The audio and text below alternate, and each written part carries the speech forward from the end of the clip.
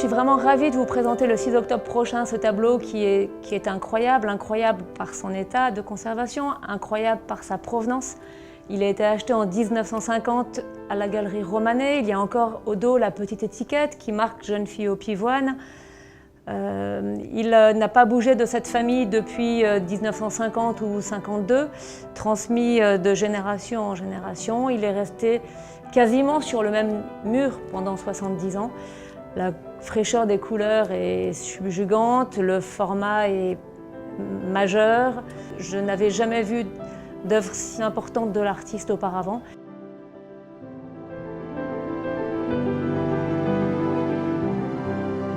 Donc j'ai décidé aujourd'hui de vous emmener au Palais de la Porte Dorée car c'est ici que tout commence pour Le Faux.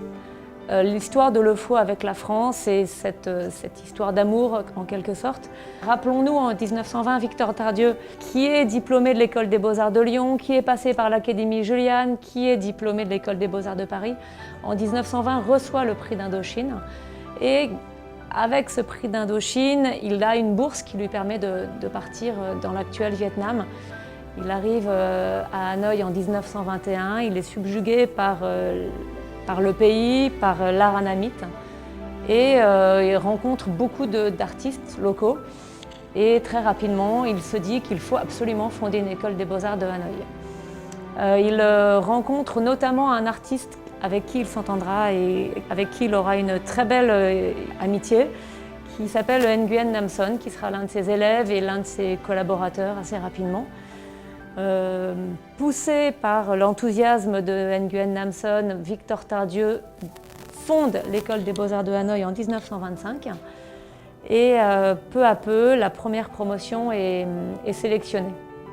Dans cette première promotion, des noms vraiment importants de la peinture vietnamienne figurent. Nguyen Van Chan, Mae Thu, Le Faux, Vu Cao Dam.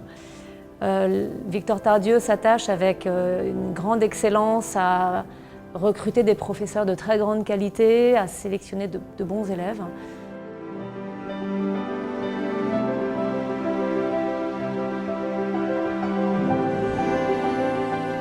En 1930, la France prépare une grande exposition coloniale. Victor Tardieu est retenu pour diriger le pavillon indo-chinois et il doit sélectionner un collaborateur, il sélectionne l'un de ses élèves préférés qui est Le Faux.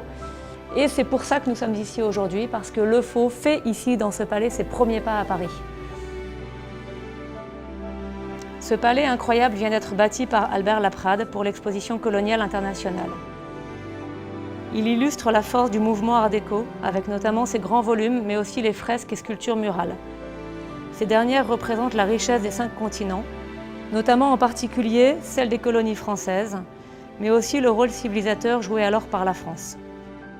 Entre la Porte Dorée et le bois de Vincennes, des pavillons sont implantés sur les 110 hectares et reçoivent en 6 mois la visite de 33 millions de curieux. Le Faux profite de ce voyage pour visiter la France, la Belgique, l'Italie. Il est passionné par la Renaissance italienne notamment. Et il retourne au Vietnam où il devient professeur à l'École des Beaux-Arts de Hanoï. Quelques années plus tard, la France prépare une exposition universelle qui va se tenir en 1937 et Le Faux est choisi pour être le directeur artistique du pavillon Indochine.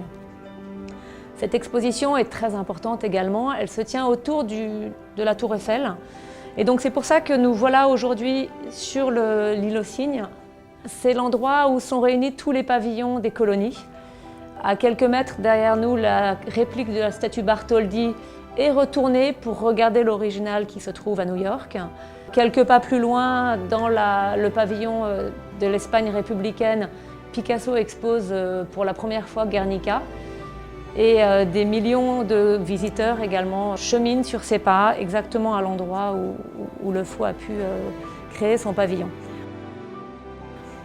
Il est conquis définitivement par la France et décide donc de s'installer à Paris. Il restera toute sa vie en France, ne retournera jamais au Vietnam. Fera une très belle carrière de peintre, malheureusement peu connue par le public européen. J'ai commencé à travailler sur ces artistes quand en 2014, par hasard, au détour d'un inventaire, je suis tombée sur une soie merveilleuse de Le Faux. Et là, je me suis dit, il faut faire quelque chose. Il faut faire quelque chose, il faut aider les collectionneurs actuels qui sont au Vietnam à pouvoir accéder à ces œuvres si elles les intéressent.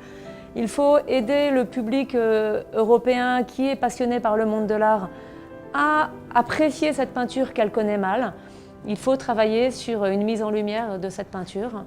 Et voilà, petit à petit, les ventes les unes après les autres se sont succédées, les uns derrière les autres. Tous ces artistes qui étaient des camarades de Le Faux dans cette promotion de 1930 passent dans mon bureau, entre mes mains, pour une expertise, puis une vente. Et aujourd'hui, je viens de trouver cette œuvre qui est vraiment passionnante parce qu'il s'agit d'une œuvre qui arrive à un moment charnière de la vie de l'artiste. Je vous ai emmené tout à l'heure vers la Porte Dorée, puis sur l'île aux Cygnes, parce que cette peinture a été réalisée au tout début des années 40. L'artiste est complètement imprégné des préceptes qu'il a reçus en Asie, à l'école des Beaux-Arts d'Hanoï. Il s'agit d'une période dans laquelle il explore sans relâche les bouquets de fleurs, les couleurs, et vraiment c'est une œuvre majeure pour l'artiste. Et c'est un véritable bonheur de pouvoir présenter cette œuvre à la vente. La vente se tiendra le 6 octobre prochain. Je suis impatiente et j'ai hâte de voir ce que les enchères lui réservent.